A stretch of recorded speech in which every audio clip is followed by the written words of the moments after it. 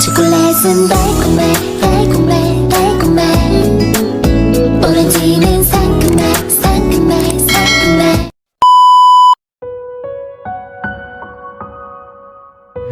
Nagumpisa ng mag-init ang katawan ni Mel sa uri ng paghalik sa kanya ni Johannes. Ang halik na ito ay mapag-angkin. Parang gusto nitong angkinin ang mga labi niya sa uri ng paghalik nito sa kanya. Ang mga palad nito ay humahaplos sa balat niya at naghahatid ng kiliti at mainit na pakiramdam sa kalamnan niya. Ang magkalapat nilang mga katawan ay nagpapabuhol-buhol sa hininga niya.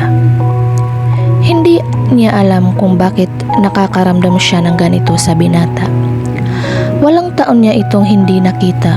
8 taon na nilabanan niya ang sarili na huwag itong alalahanin at ang kapusukang nangyari sa kanila.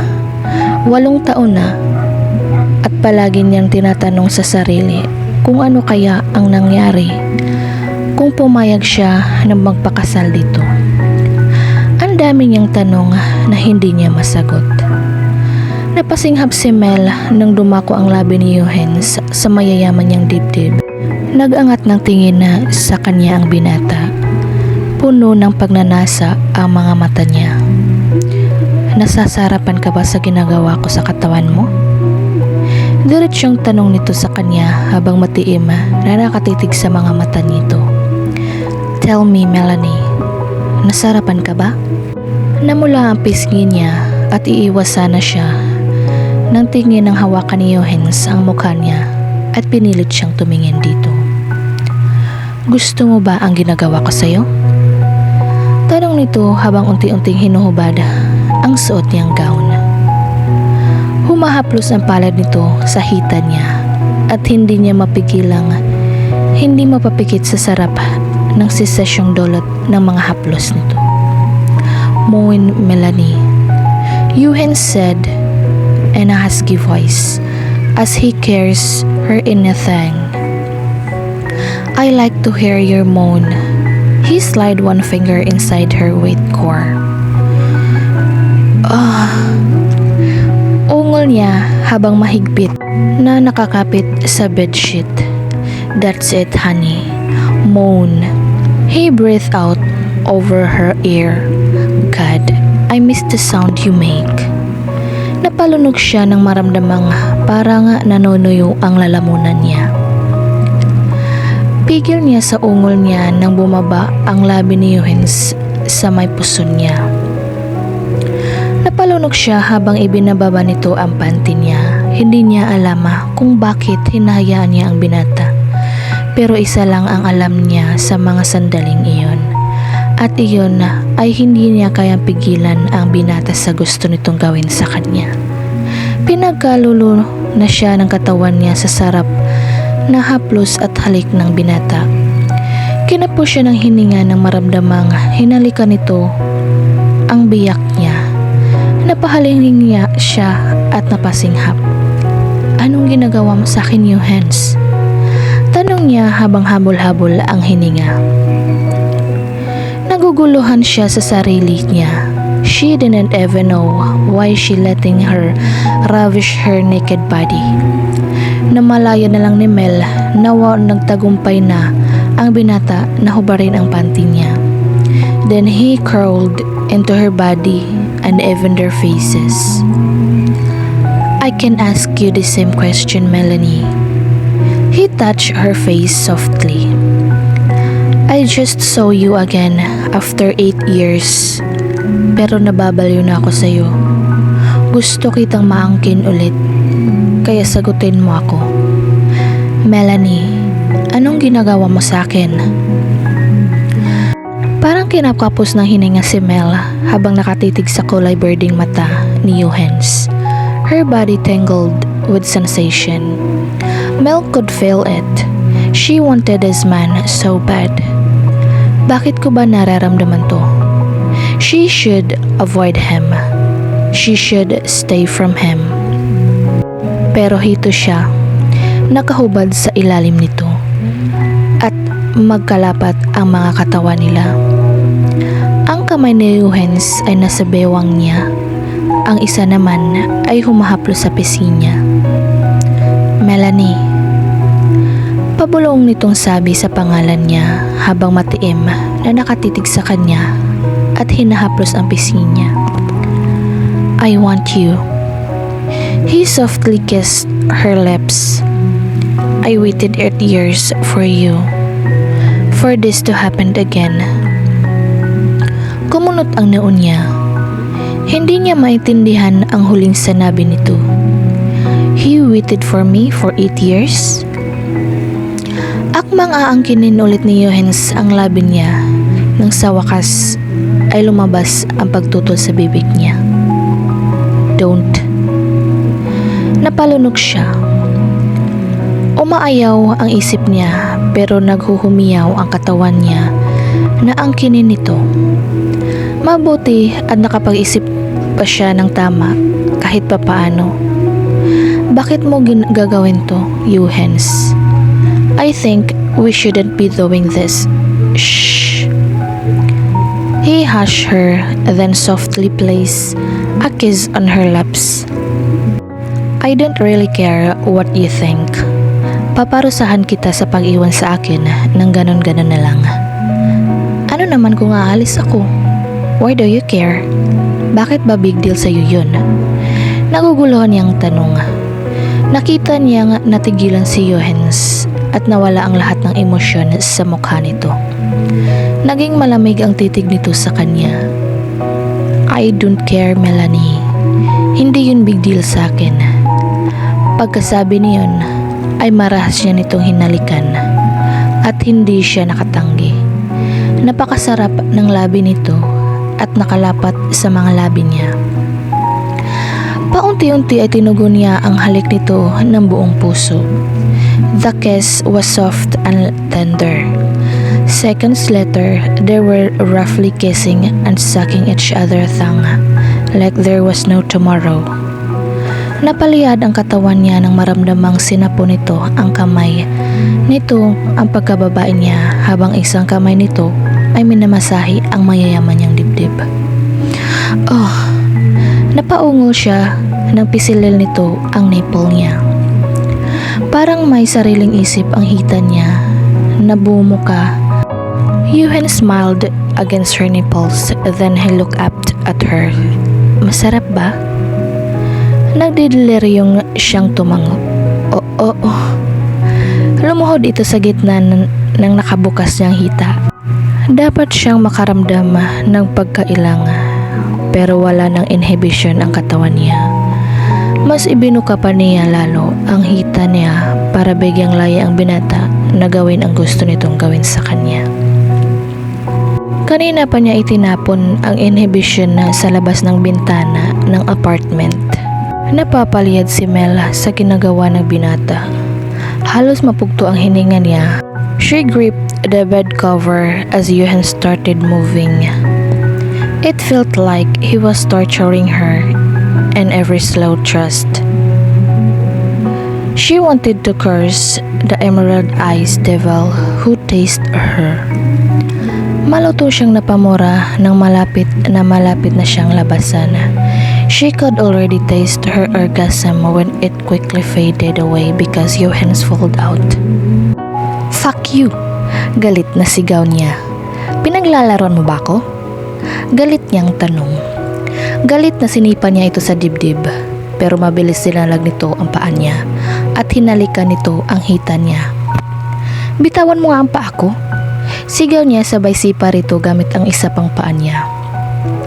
Sinalag nito ang isa niyang paa at hinuli iyon para bang walang saysay dito ang pagsipa niya at ang pagpupumiglas niya. Matipuno ang katawan nito, hindi kataka-taka na wala rito ang lakas niya. Bitawan mo ko sabi. Natigilan siya sa pagsasalita, napakawalan nito ang paa niya at itinaas nito ang dalawang kamay na parang suko na. She glared at Yuhens. Umalis ka na sa pamamahay ko. I already did what you... I was just teasing you. Amusement danced in his eyes. Kumalim ang mga mata niya. Fuck you. Bumangon siya at umalis sa kama para pulutin ang gown at panty niya na nasa sahig. Mel was bending down to pick up her clothes with Johannes grip her ass and then thrust his long hard erect inside her. She threw out a surprised gasp. Johannes! Napasigaw siya sa gulat kasabay na iyon ay ang sarap ng sensasyong sumalakay sa bawat himay-himay ng katawan niya. Nanginig ang tuhod niya sa sobrang sarap ng sensasyon na dulot ng mahaba nitong pagkalalaki na nag-uuminting sa loob niya. Hinawakan siya nito sa magkabilang balikat at iginaya paharap sa kama. Nasa likod pa rin niya ito. Ngayon ay nakaharap na siya sa kama at nakakapit ng mahigpit sa bedsheet. Johannes, anong ginagawa mo? Naguguluhang tanong niya habang ninanamnam ang sarap na dulot ng kahabaan ng binata sa loob niya. Moan as loud as you can, honey. Sa halip ay sagot nito, I like it when you moan, especially when you moan my name. Ani ni Johannes at nag-uumpisa ng maglapas-pasok sa ang mahaba at matigas nitong pagkalalaki sa pagkababae niya. Pinangko siya nito at inilagak ang hubad niyang katawan sa kama.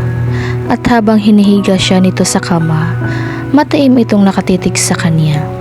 If you are thinking that this will not happening again, you are wrong.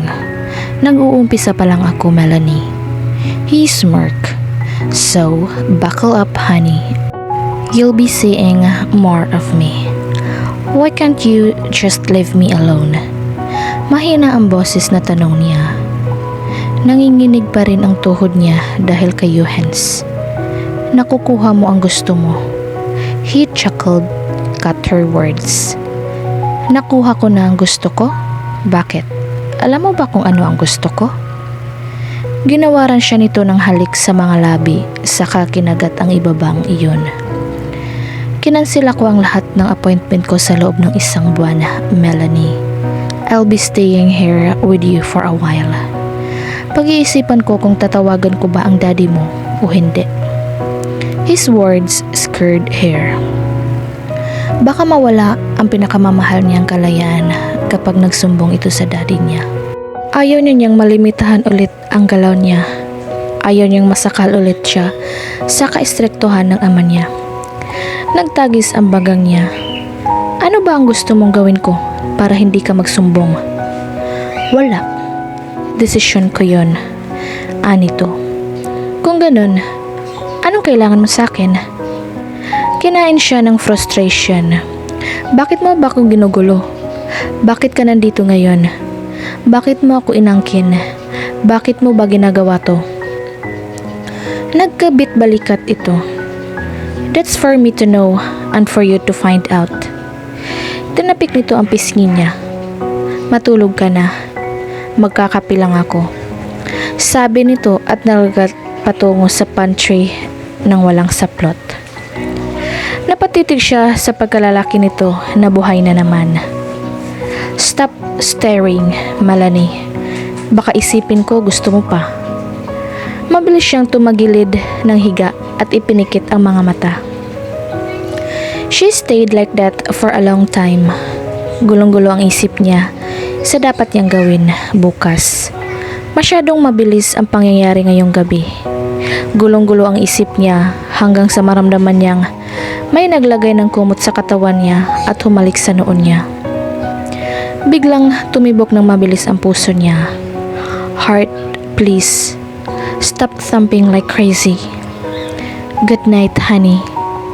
Johannes said, then he laid beside her. Habang sumimsim si Johannes ng kape na pangit ang lasa, matama niyang tinititigan ang dalaga na natutulog sa kama. Nagpakawala siya ng isang malalim na hininga at kinuha ang cellphone niya sa bulsa ng suot niya hinubad niya kanina. As he dialed the number of the best investigator he knew, he went to the bathroom and closed the door behind him. Ayaw niyang marinig ng dalaga ang sasabihin niya sa kausap. Tinawagan niya si Sean Kim, a former FBI agent, a new CEO of Royal Housing Real Estate Company, one of the most successful and well-known real estate company in Asia and now expanding in US. Sean Kim is half Filipino and half Japanese. This better be good, Vergara. Ang anang board na boses ni Sean sa kabilang linya. Napangiti siya sa kawalan ng ganang boses nito. May gusto akong paimbestigahan sa'yo. Walang paligoy-ligoy na ani niya. What do I get in return? Napailing-iling siya. Always the businessman.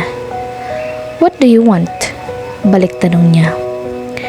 There is an island in the Philippines that I want to sell. It already has a mansion and yacht. Not that you need a yacht. You already after all the shipping magnet. Of course, you own a yacht. Maraming interesadong buyer pero hindi naman nila kaya ang presyo ko. Magkano ba? 10 million. Presyo nito, sabay dighay. Barya mo lang yan naman, di ba? Napabuntong hininga siya. Ano naman ang gagawin ko sa isang islang iyon kapag binili ko? I already owned a freaking island near El Nido. The things he had to do for that woman. Sold. Wika niya bago pa siya makapag-isip ng tama. Sasabihan ko na lang sekretary ko na ipadala sa'yo ang cheque. Good. Halatang nasiyahan ito. Now, anong pangalan nitong taong gusto mong paimbestigahan? Melanie Chowder. He heard Sean chuckled in the other line. Wow. Binili mo ang isla para sa isang babae? Man, you're in a big trouble. Sabi sa kanya ni Sean. Shut up, Kim. He growled. Tumawa lang ang nasa kabilang linya. Whatever you say, man. Tatawagan na kita kapag nakalap na lahat ng impormasyon sa kanya. Maghihintay ako. Pinatay niya ang tawag at lumabas ng banyo. Nakita niyang mahimbing na natutulog ang dalaga. Umupo siya sa gilid ng kama at inayos ang pagkakumot sa katawan nito. Pagkatapos ay hinalikan niya ito sa noo. Good night, honey. Wika niya at nahiga sa tabi nito. Body and all my vital organs, please, I beg you. Don't be teacherous bastard tonight. Gusto kong makatulog ng mahimbing.